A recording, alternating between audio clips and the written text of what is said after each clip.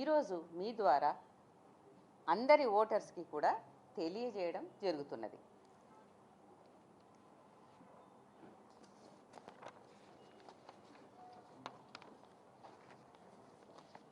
ఈ time schedule 31 జిల్లాలకు 565 మండలాలలో నిర్వహిస్తాము.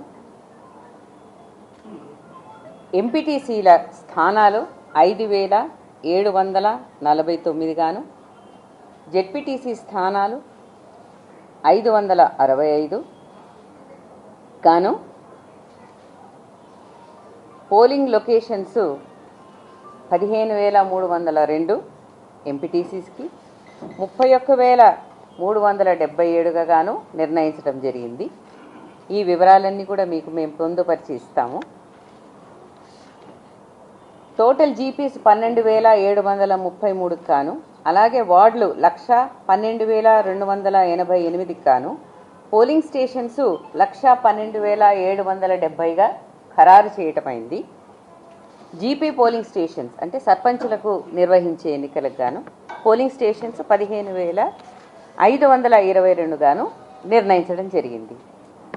ఈ పోలింగ్ స్టేషన్లో ఈ వేకెన్సీస్కి గాను ఓటర్ల సంఖ్య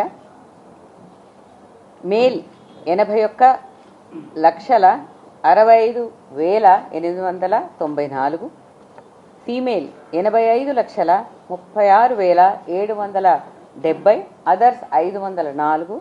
వెరసి మొత్తం ఓటర్ల సంఖ్య 1,67,03,168 గాను మాకు ఎలక్టరల్ రోల్స్లో పబ్లిష్ చేయడం జరిగింది. టైం షెడ్యూల్ కనుక మీరు చూసుకుంటే ఇది 9వ తేదీ నుండి ప్రారంభమవుతుంది. 9 అంటే మనం అందరం పండగలు చేసుకున్న తర్వాత 9వ రోజు గురువారము ఉదయము ఎలక్షన్ నోటీసు అన్నది 9వ తేదీ నుంచి మొదలవుతుంది. ఆ రోజు నుంచి నామినేషన్స్ వేయవచ్చును. అయితే ఇది దఫాల వారీగా ఉన్నాయి కాబట్టి మొదట ఎంపీటీసీ అండ్ జెడ్పీటీసీ స్థానాలకు, పిదప గ్రామ పంచాయతీలు అలాగే వార్డు స్థానాలకు ఉన్నటువంటి వేకెన్సీస్కి ఈ ఎన్నికలు అనేవి నిర్వహింపబడతాయి. వాస్తవంగా ఇవి 2 ఫేజులు, అవి 3 ఫేజులు కలుపుకుంటే 5 దఫాలుగా ఈ ఎలక్షన్ ఉంటుంది. ఒక్కొక్క ఫేజు 15 రోజుల్లో ముగుస్తుంది. అనగా 9వ రోజున నామినేషన్కి ఎలక్షన్ నోటీస్ ఇచ్చింది. మీకు డేట్ ఆఫ్ పోల్ 23గా చూడవచ్చును. అదేవిధంగా 13వ తేదీ సెకండ్ ఫేజ్ జెడ్పీటీసీ ఎంపీటీసీలకు ఏదైతే ఉందో వాటికి డేట్ ఆఫ్ పోల్ 27గా చూసుకోవచ్చును. గ్రామ పంచాయతీలకు వచ్చేస్తే ఫస్ట్ ఫేజు 17th ఫ్రైడే రోజున మొదలు పెడితే వారికి డేట్ ఆఫ్ పోలు 31వ తేదీ, అదే రోజున మీకు అందరికీ తెలుసు రిజల్ట్స్ కూడా డిక్లేర్ అవుతాయి. మరి సెకండ్ ఫేజ్లో 21వ తేదీకి నామినేషన్స్ మొదలవుతాయి. 4వ తేదీకి మరి డేట్ ఆఫ్ పోలు, అదేవిధంగా వాటికి సంబంధించిన రిజల్ట్స్ కూడా అదే రోజున అవుతాయి. 3వ ఫేజ్లో 25 శనివారం రోజున ఎలక్షన్ నోటీసు అన్నది విడుదల చేస్తే నామినేషన్స్తో మొదలై డేట్ ఆఫ్ పోలు 8వ తేదీ మళ్ళీ శనివారం రోజున అవుతుంది.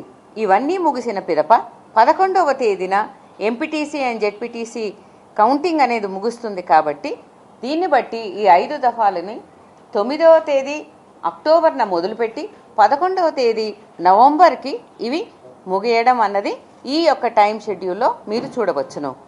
దీంట్లో చాలా డీటెయిల్స్ కూడా ఉంటాయి. అవన్నీ కూడా మీకు పొందుపరిచి ఆ వివరాలతో సహా మీకు ఇవ్వడం జరుగుతుంది.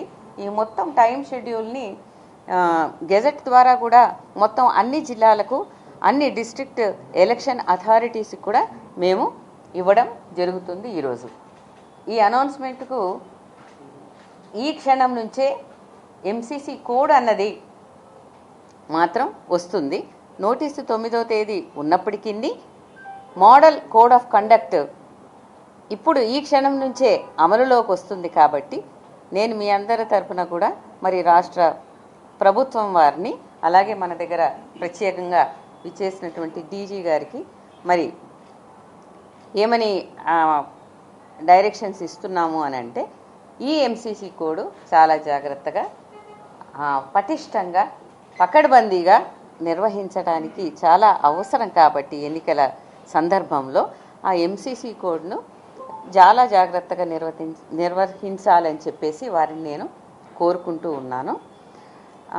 ఒక ఎంసీసీ కోడ్ తప్ప మిగతా అన్ని విషయాలు కూడా 9 నుండి ఈ యొక్క ఎలక్షన్ల ప్రక్రియ అన్నది గ్రామాల్లో మొదలవుతుందని నేను మీకు తెలియజేసుకుంటూ ఉన్నాను. అందరికీ సెలవు.